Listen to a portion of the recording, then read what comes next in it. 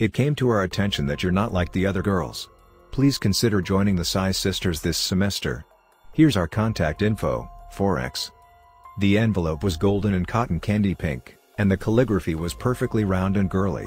I chuckled, and my friend Paula peeked above my shoulder. We were at the cafe to get some studying done, since the people in the neighboring rooms wouldn't shut up.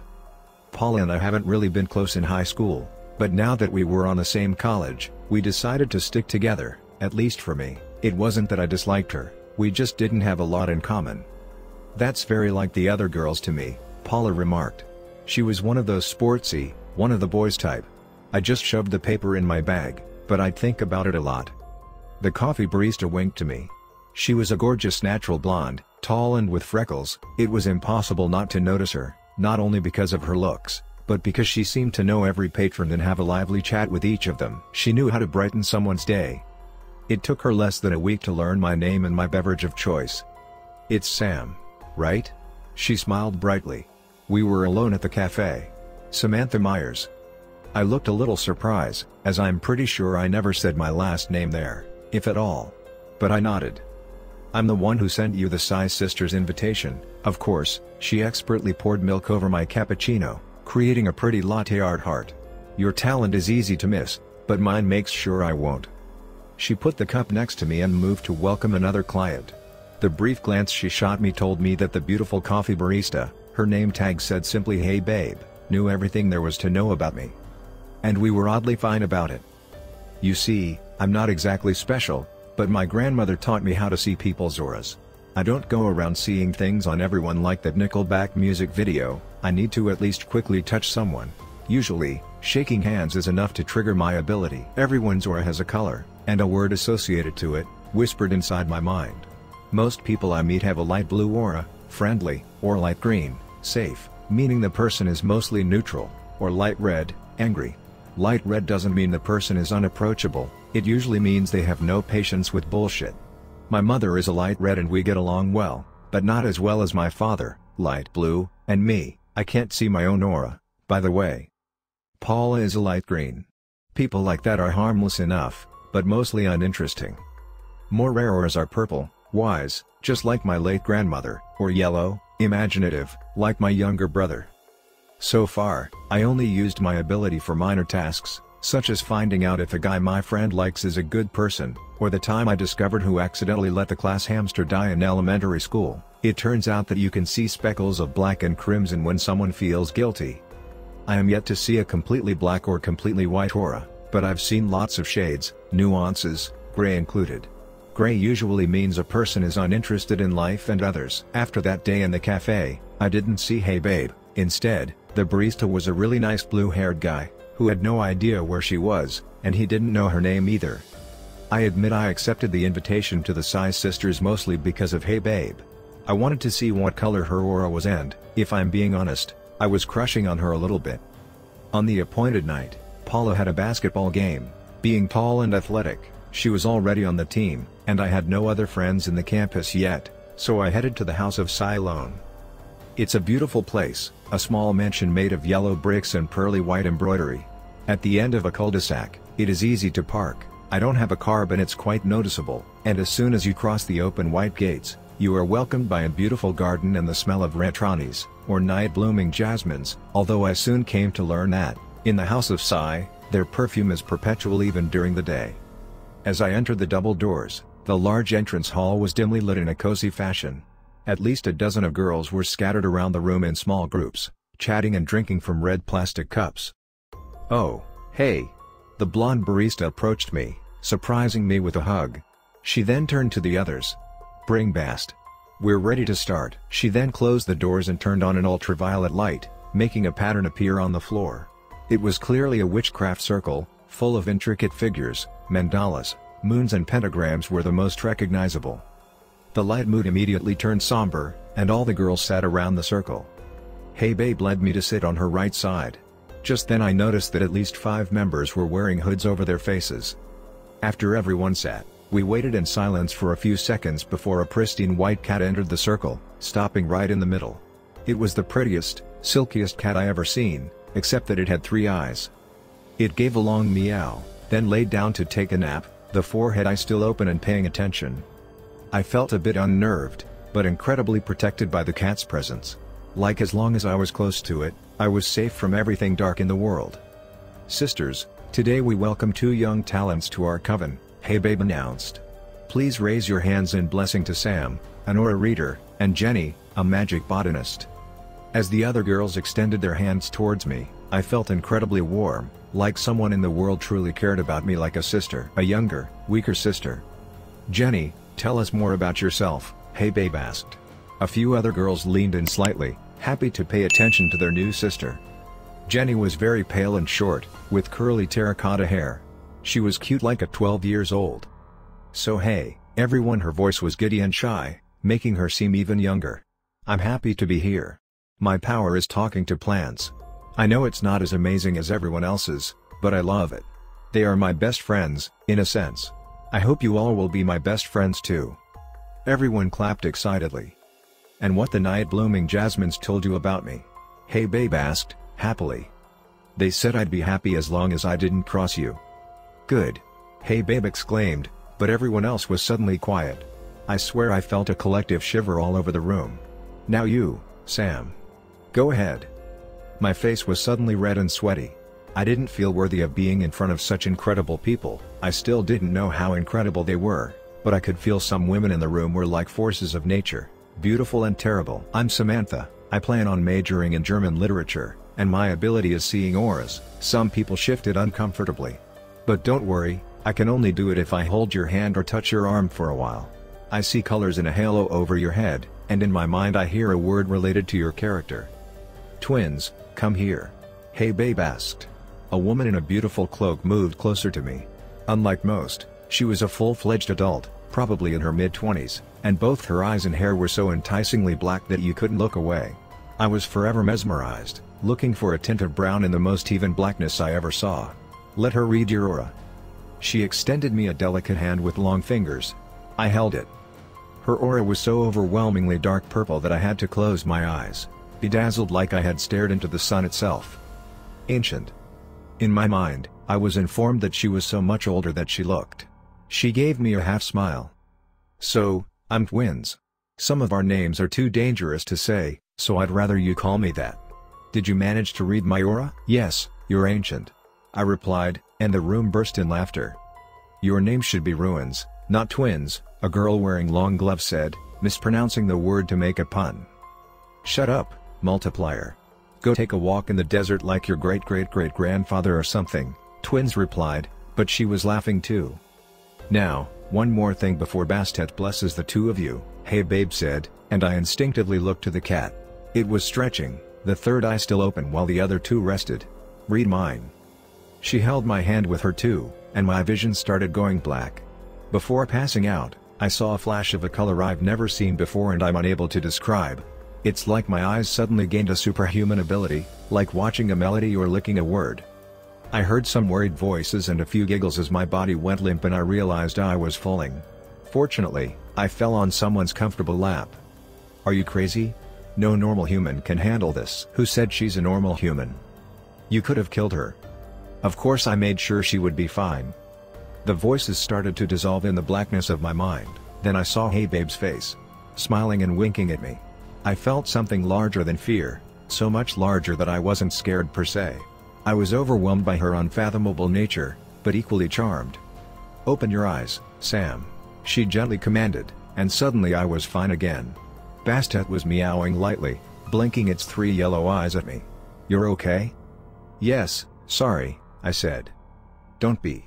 You have an incredible inner force," Twins remarked, her face still frowned in worry. "So what's the word and the color of my aura?" Hey Babe asked, playfully.